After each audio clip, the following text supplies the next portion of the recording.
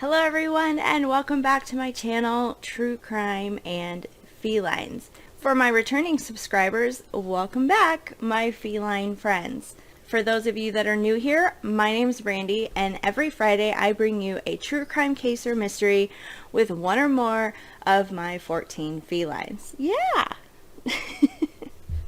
I hope you like this channel and stick around and subscribe and become a feline friend. This week's case is a pretty well-known one, and it actually was suggested by Big Bubba. I wasn't really planning on doing this case in my videos, although I was very fascinated with it when it came out, mainly because I get really mad on how poor Jaycee should have been found way before she was. But thank you, Big Bubba, for the suggestion, and if you have a suggestion on a case for me to cover, please let me know by email or in the comments down below. Let's get started.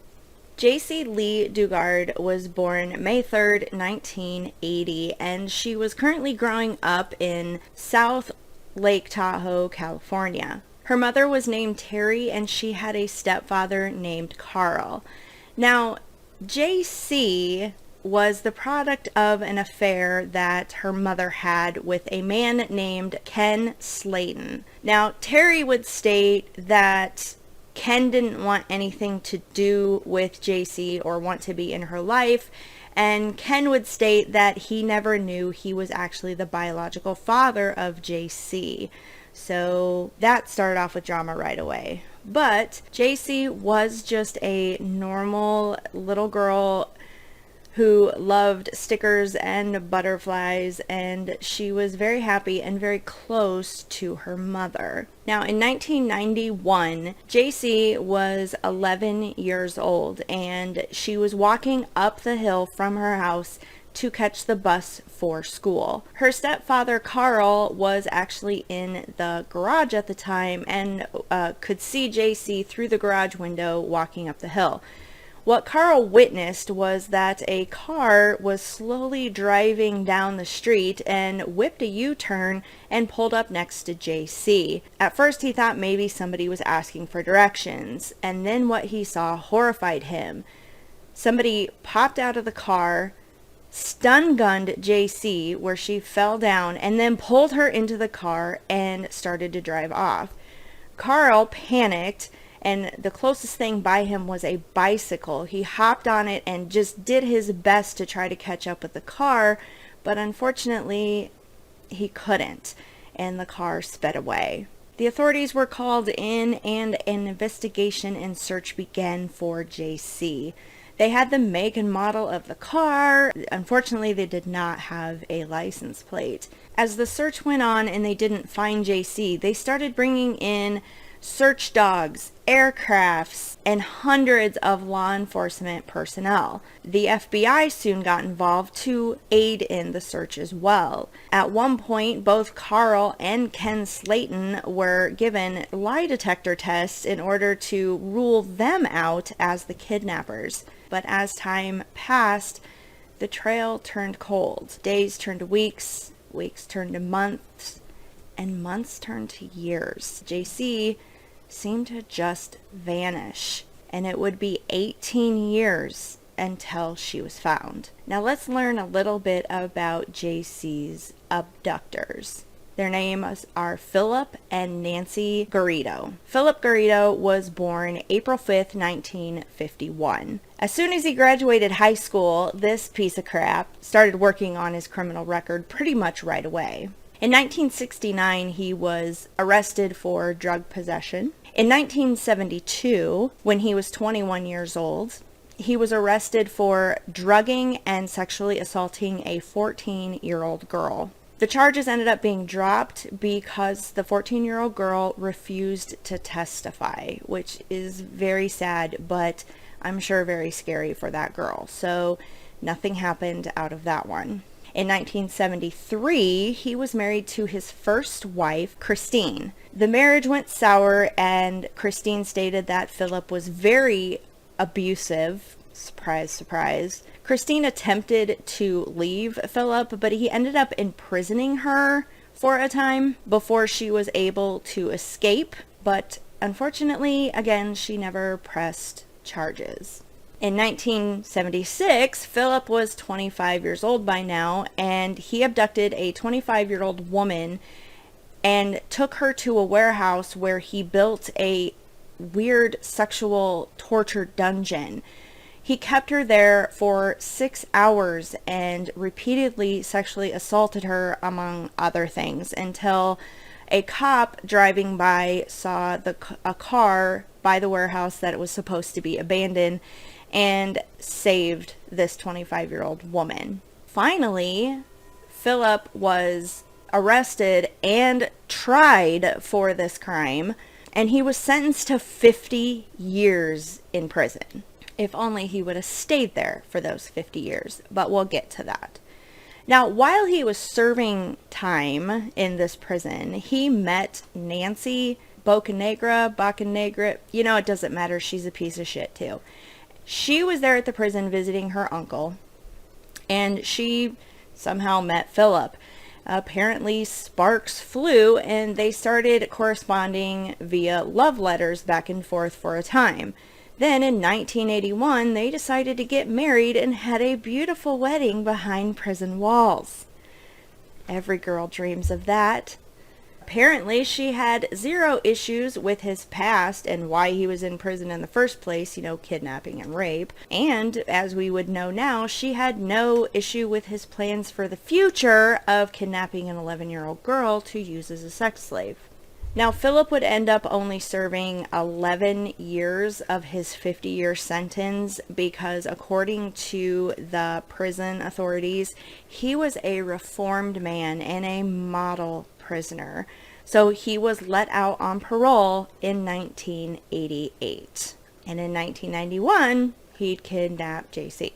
Now, Philip earned a living through a small printing business where he'd print business cards and letterheads. And Nancy worked, get this, as a nurse's aide serving adults and children with disabilities.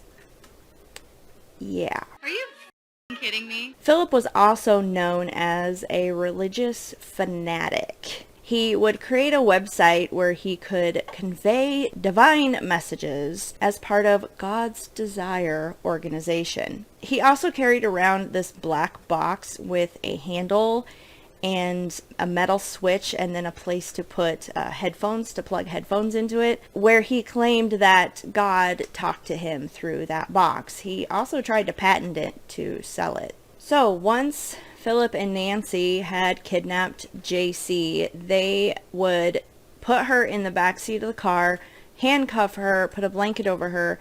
Nancy would sit on her to keep her down, and they drove 170 miles to Anonoke, California, where Philip lived. Jaycee said in the car as she was in and out of consciousness, she heard Philip say, "I can't believe we got away with that."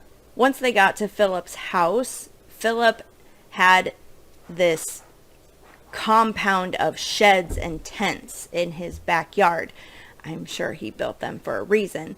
And he had a specific shed that he built that he called his music recording studio that was actually soundproof. He would make Jaycee strip down all her fur clothes. She was still in her handcuffs. And he put her in that soundproof shed where his intentions became all too clear. He would sexually assault her that very day that he kidnapped her and left her handcuffed, naked, and crying in the soundproof shed for the night. Jaycee stated that there was no heat and it was freezing and all she could do was cry. Jaycee would end up spending the next 18 years in that backyard of sheds and tents and just garbage. There was a fence around the perimeter so to keep any nosy neighbors from peeking in. And Jaycee would be sexually assaulted repeatedly by Philip throughout those 18 years. Philip would feed Jaycee lies about her family, saying that they don't love her, they weren't even looking for her, they were glad that she was gone. He also told Jaycee that she should be grateful because she was actually saving other little girls by letting Philip keep her captive and abuse her. Not only was there sexual assault, but there was psychological abuse as well. In order to brainwash Jaycee and try and keep her compliant and quiet, Philip would give her kittens, but he would only do that to manipulate her. If she did anything that he was unhappy with, the kittens would suddenly disappear. There was a number of kittens that Jaycee considered friends throughout the years, but in the end, she said they all disappeared. At first, Philip kept Jaycee to himself for the first 7 months. She saw nobody but Philip.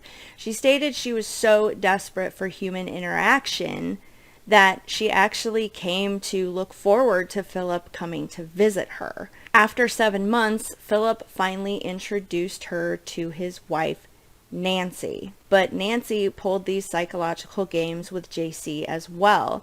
She would bring Jaycee toys and chocolate, but then turn around and be completely cruel to her. Other times, Nancy would break down and cry in front of Jaycee about the guilt she felt for keeping her captive and taking her away from her family. Jaycee said she strangely started wanting to win approval from Nancy. So Jaycee was given a journal so she could write in it and pass the time between assaults. She wrote a list of dreams that she would like to do if she was ever freed from her prison. And at the top of the list was see my mother again.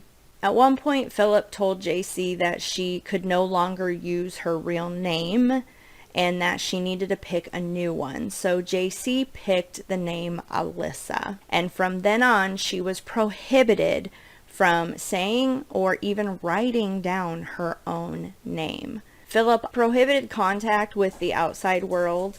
He did end up giving Jaycee a TV, but strictly told her she was not allowed to watch the news, because God forbid she see that her family was looking for her.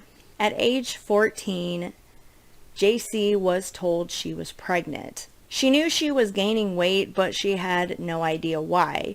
Remember, Jaycee was kidnapped at age 11. She had no knowledge of sex and childbirth and how sex resulted in pregnancy. It was Philip and Nancy that actually told her that they thought she was pregnant. Now, she was told that she was not going to give birth in a hospital or under the care of a doctor, that she was going to have birth right there in the backyard. So Philip gave her a bunch of videos to watch about childbirth so it would go smoothly.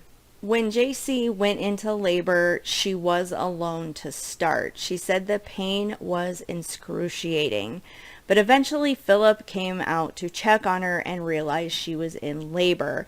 He ended up giving her codeine and bringing out hot water and towels, and they helped her through the 12-hour labor process. Jaycee still wonders to this day how she did it. She stated that she thinks she sort of checked out at times, that she was present but not really present. But she was thankful that when her daughter was born, she was born alive, and now Jaycee had something that was hers, and she was no longer alone in this backyard. Jaycee would name her daughter Angel, but Philip and Nancy insisted on calling the little girl A in order to dehumanize her, just in case she didn't make it. In 1995, about a year after her daughter was born, Philip would allow Jaycee to come into the house because he wanted her to be a secretary for his printing business, because she had to earn her keep. You dick, like she wasn't doing enough for you. At age 17 in 1997, Jaycee became pregnant again. She gave birth to another daughter that she named Starlet. Nancy would end up quitting her job, thank God, to take care of the kids, to help take care of the kids, because Jaycee was a little overwhelmed. Yeah, she was 17 with 2 kids under 5 years old.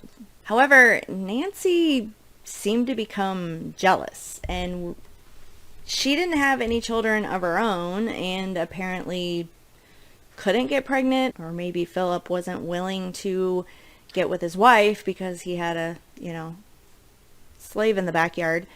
But whatever reason, she told Philip that she wanted the children to start calling her mother and refer to Jaycee as their older sister.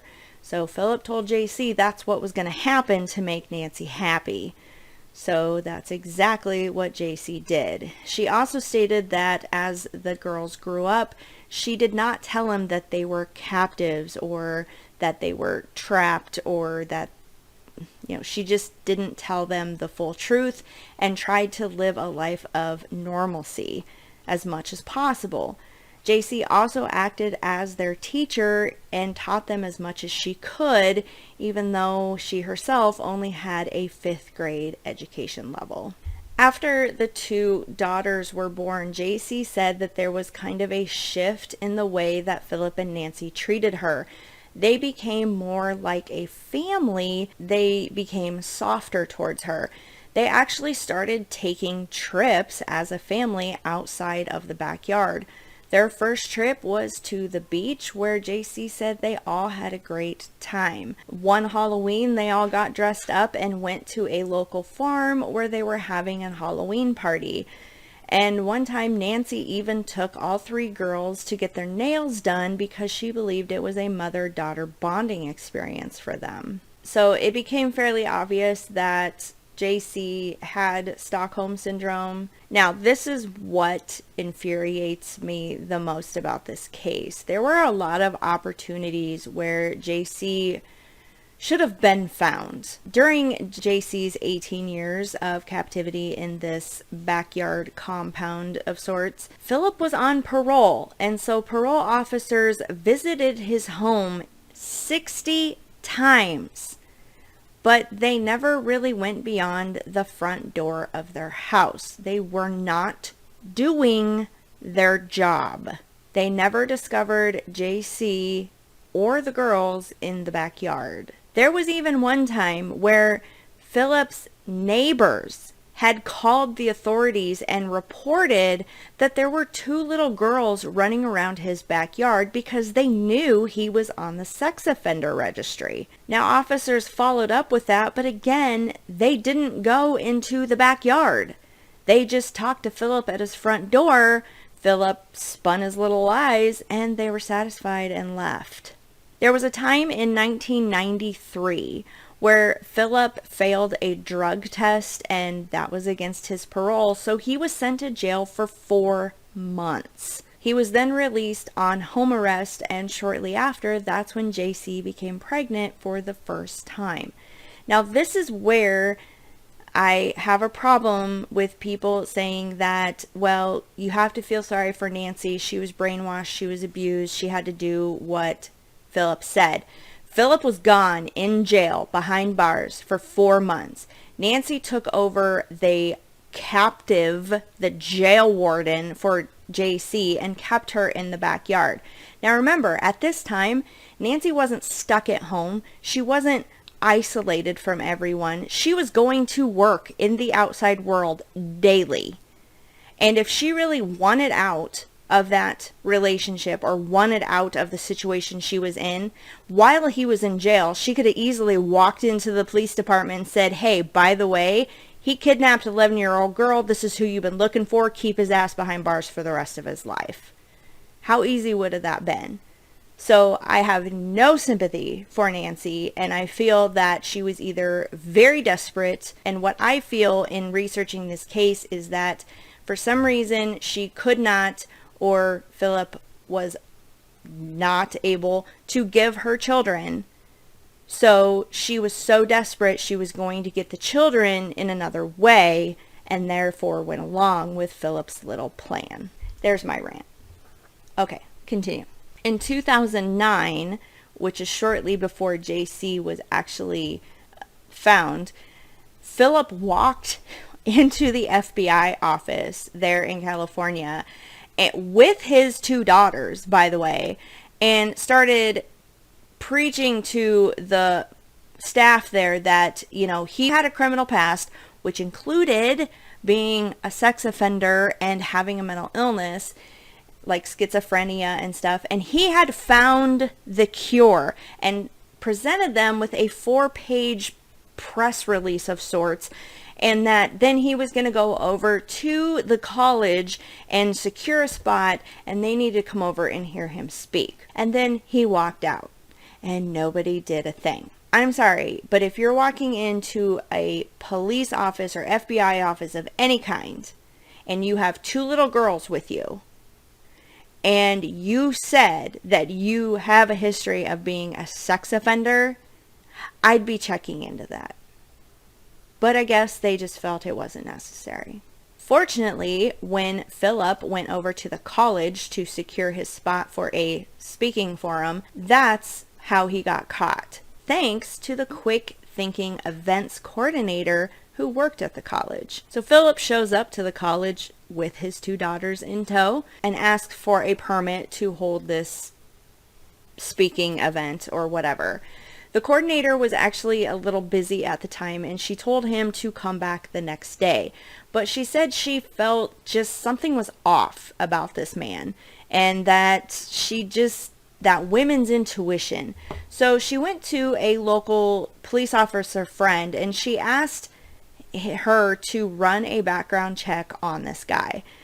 When the background check came back, well, as you can imagine, he had a list of things, and that he was on the sex offender registry. So the events coordinator became really concerned and got a hold of Philip's parole officer to tell him everything she knew. Now, at first, the parole officer, not doing his job, dismissed the events coordinator's claims and was like, Philip has no children.